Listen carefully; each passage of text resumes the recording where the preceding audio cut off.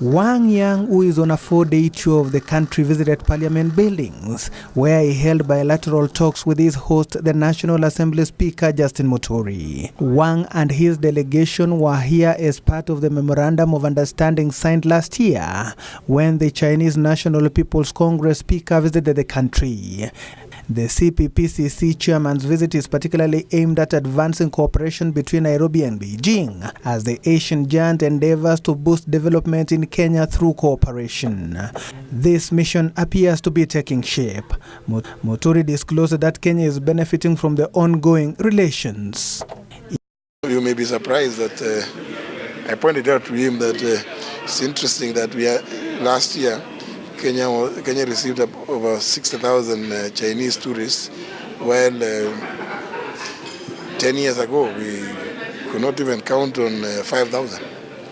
So I think there's also, which is what I was emphasizing, there's need for people-to-people interaction.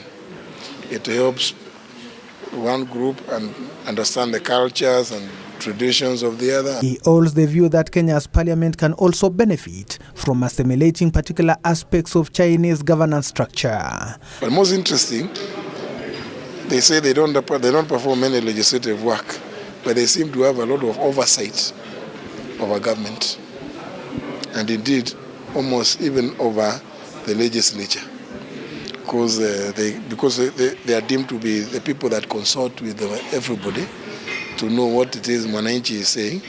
They discuss, they build consensus, and then pass it on to government. And then thereafter they keep watching what is happening, what our government is implementing, what they have agreed. But part of the reason why the Chinese team, which also included prominent business people, was here, according to Muturi, was to push for a review of laws regulating the business environment. Some of the concerns that he picked from the various Chinese business people operating in Kenya, more particularly with regard to,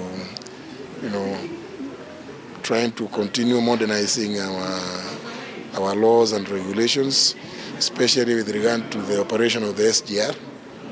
But we said, well, that's usually a matter that comes from the executive. And once they raise those concerns with the executive, then the executive, through their technical people, will see what it is that they need to do to make sure that the operations of everybody are smooth. Of course, we keep improving our business environment every now and then. And it's something that they also appreciate and agree to that. Wang and his team will meet President Uhuru Kenyatta on Tuesday, where they are expected to hold talks on future joint projects between the two countries. Biegon reporting for Channel 1 News.